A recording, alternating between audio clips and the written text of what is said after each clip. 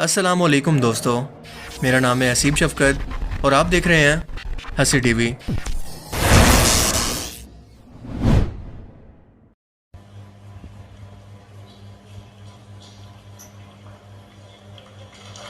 हाँ, आप अपनी स्क्रीन पे देख सकते हैं कि हम lander module People are applauding. Let us all wait to hear from the Secretary Department of Space and Chairman. Bharat को स्पेस की दुनिया के अंदर एक तारीखी कामयाबी मिली है क्योंकि इसका चंद्रयान 3 मिशन 2 मरतबा नाकामी के बाद तीसरी मरतबा कामयाबी से चांद के साउथ पोल पर लैंड कर गया है।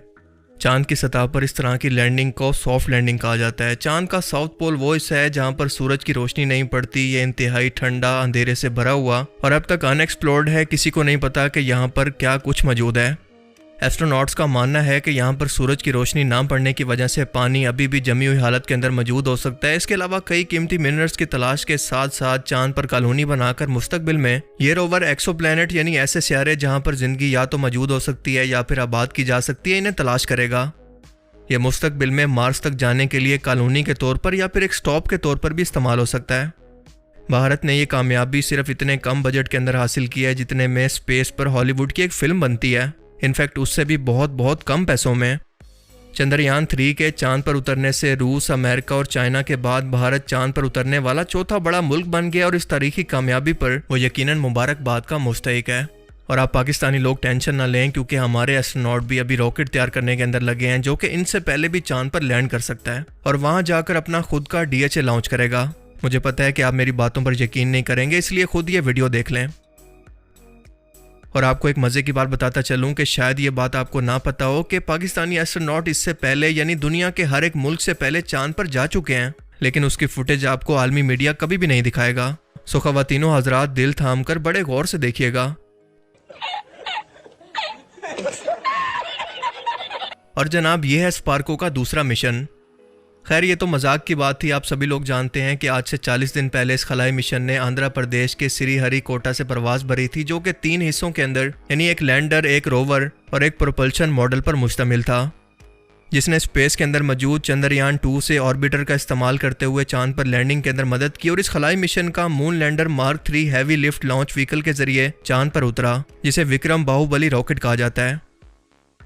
स्पेस का ये सफ़र बेशक एक बेबी स्टेप है, मगर मुस्तकबिल के अंदर इसके बहुत मायने हैं और इंसान को चांद पर कॉलोनी बनाने से लेकर दूसरी दुनिया को ढूंढने के लिए इंडिया का ये मिशन काफ़ी मददगार होगा, क्योंकि इंडियन स्पेस एजेंसी इसरो अभी से इंसानों को चांद पर भेजने के अलावा सूरज के पास अपना खुद का रोवर भेजने की तैयारियों के अंदर मसरूफ हो चुका है। पेलोड, ये नाम आपने यकीनन कभी ना कभी तो ज़रूर सुना होगा। पेलोड किसी भी मशीन के अहम तरीन इंस्ट्रूमेंट के वजन को कहते हैं और चंद्रयान 3 के मिशन के अंदर भी इसके पेलोड पर 7 तरह के इंस्ट्रूमेंट लगाए गए थे, जिनमें से 4 विक्रम लैंडर में, 2 प्रज्ञान रोवर में और एक प्रोपल्शन मॉड्यूल के अंदर लगा हुआ है। प्रोपल्शन मॉड्यूल के अंदर लगे इंस्ट्रूमेंट को कहते हैं शेप, जो ये पता लगाने की कोशिश करेगा कि ज़मीन जैसे सियारे पर जहाँ पर ज़िंदगी आबाद है वहाँ से आने वाली रोशनी के अलावा ना नजर आने वाली इलेक्ट्रोमैग्नेटिक वेव्स का बर्ताव कैसा होता है, और फिर इसी रिकॉर्ड को ये ज़मीन से दूर मौजूद बाकी प्लैनेट से आने वाली इलेक्ट्रोमैग्नेटिक वेव से मैच करके ज़िंदगी की खोज करने की कोशिश करेगा। चंद्रयान 3 का लैंडर, जिस पर 4 इंस्ट्रूमेंट लगे हैं, ये 1750 किलोग्राम वजन का है, जिसके अंदर 26 किलो का एक रोवर भी रखा हुआ है। इन इंस्ट्रूमेंट में से एक चांद की सतह पर मौजूद गर्मी, चार्ज पार्टिकल और इसके एटमॉस्फेयर वगैरह का पता लगाएगा, जबकि दूसरे इंस्ट्रूमेंट का नाम है एल्सा, जो चांद की सतह पर आने वाले जल्जलों या किसी बदलाव को महसूस करके रिकॉर्ड करेगा, यानी सिस्मिक एक्टिविटी, जो कि लैंडर से नीचे चांद की सतह पर रखा जाएगा। यह रिकॉर्ड चांद के अंदर मौजूद इसकी बनावट को जानने के अंदर काफ़ी मदद करेगा। इस लैंडर का एक और इंस्ट्रूमेंट है जिसका नाम है रामबा LP।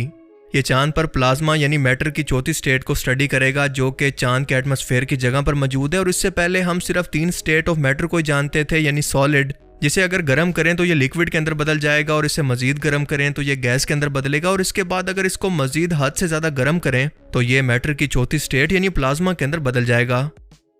सूरज क्योंकि हद से ज़्यादा गर्म है और यहाँ पर प्लाज्मा मौजूद है, जो कि ज़मीन पर हर वक्त चार्ज पार्टिकल की सूरत में बढ़ता रहता है, लेकिन ज़मीन के गिर्द इसका अपना मैग्नेटिक फील्ड कुदरती तौर पर मौजूद है, जो कि इस तरह की सूरज से आने वाली हार्मफुल रेडिएशन से ज़मीन को बचा कर रखता है। लेकिन चांद का मामला ऐसा बिल्कुल नहीं है।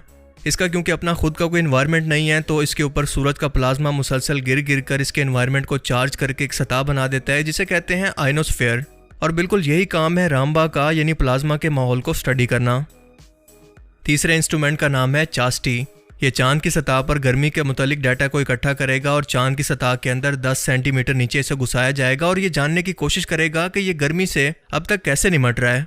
ये डाटा मुस्तकबिल में इंसानों को चांद पर आबाद होने के लिए काफ़ी काम देगा।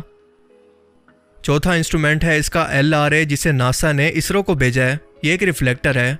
जब ज़मीन से कोई भी शख्स चांद की तरफ एक ख़ास फ्रिक्वेंसी की लेज़र को भेजेगा तो ये वापस इस लाइट को रिफ्लेक्ट करके ज़मीन पर ना सिर्फ इंसानों को दिखाएगा बल्कि चांद की दूरी को भी बताएगा।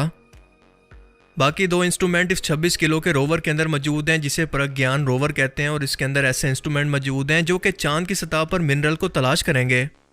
देखें, हर एक मैटर से लाइट अलग अलग तरीके से इंटरेक्ट करके एक खास किस्म के लाइट का पैटर्न बनाती है जिसे स्टडी करके इस मिनरल या फिर इसके मैटर की कंपोजिशन का पता चलाया जा सकता है कि वो कौन सा है। पहला इंस्ट्रूमेंट है APXS। इसमें क्यूरियम 244 रेडियो एक्टिव एलिमेंट का इस्तेमाल किया गया है जो कि चांद की सतह पर रुक करके अल्फा पार्टिकल्स और एक्स रेज को छोड़ेगा, जिससे चांद की मिट्टी के अंदर मौजूद एलिमेंट्स उन पार्टिकल्स से टकराकर वापस इस इंस्ट्रूमेंट के अंदर आएंगे जहां पर क्यूरियम के साथ एक छोटा सा सेंसर मौजूद है जो कि ये जज कर लेगा कि ये मिट्टी किन किन चीज़ों से बनी है। दूसरे इंस्ट्रूमेंट का नाम है लिब्स।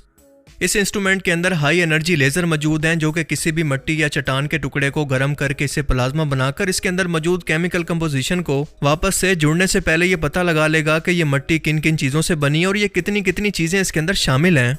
और यही चांद की सतह पर असल खजाने यानी इसके मिनरल्स की खोज करके इनका पता लगाएंगे। ये रोवर सोलर पैनल से अपनी एनर्जी को हासिल करेगा और ज़मीन पर राब्ते के लिए विक्रम लैंडर को इस्तेमाल करेगा, यानी ये अपना डाटा लैंडर को भेजेगा जो कि इसे ज़मीन पर इंसानों तक पहुंचाएगा। ये लैंडर भी सोलर पैनल्स को इस्तेमाल कर रहा है।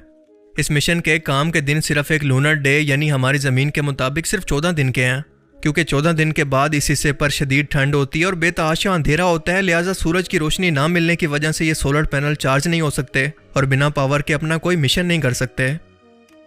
भारत का ये मिशन एक बहुत बड़े प्लान का हिस्सा है जो कि चांद की सतह पर खोज करने की शुरुआत कर रहे हैं और इससे पहले मिशन जो कि रशिया और अमेरिका ने भेजे थे वो स्पेस की रेस की वजह से थे, यानी इंतहाई महंगे और बिना किसी मकसद को हासिल करने के। लेकिन चंद्रयान मिशन का मकसद चांद की सतह पर खोज करना है और ये किसी से मुकाबला करने के लिए नहीं बल्कि वाकई कोई मकसद हासिल करने के लिए गया और इसका मकसद है कि अगर इंसानों को मुस्तकबिल के अंदर चांद की सतह पर बसना पड़े तो बजाय इसके कि हम ज़मीन से कोई सामान वहाँ पर चांद पर लेकर जाएं जो कि इंतहाई महंगा और मुश्किल काम है, क्यों ना हम चांद के रिसोर्सेज को इस्तेमाल करके इसे रहने के काबिल एक जगह बना लें। और जाहिर है कि इस मकसद को हासिल करने के लिए चांद की सतह का मुकम्मल तौर पर स्टडी करना बहुत ज़रूरी है। भारत ने यह क्लियर किया है कि वो स्पेस यानी इस वक्त चांद पर मौजूद अपने रिसोर्सेज को बेचने का हक रखता है और इसके अलावा नासा की तरह की नई सैटेलाइट टेक्नोलॉजी और खला में किसी और मुल्क के मिशन को भेजकर ये अरबों डॉलर का मुनाफा कमा सकता है। 21 जून 2023 को इंडिया ने आर्टिमस अकॉर्ड पर साइन किया और ये अमेरिका की तरफ से पेश किया गया एक एग्रीमेंट है जिसमें सभी मुल्कों को मिलकर अमन से चांद की सतह पर खोज के लिए इजाज़त दी गई है और ये भी कि वो अपनी खोज का डाटा दूसरे मुल्कों से शेयर करेंगे, जिसके अंदर अब इंडिया की भी रिस्पॉन्सिबिलिटी बढ़ गई है।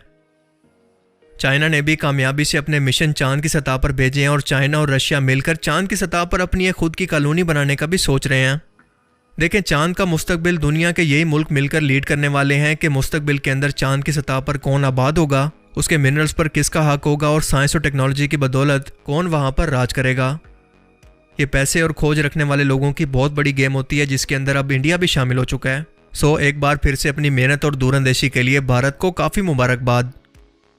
बाकी आप इस बारे में क्या सोचते हैं, अपनी कीमती राय का इज़हार कमेंट सेक्शन में ज़रूर करें। And thanks for watching this video. अल्लाह हाफिज़।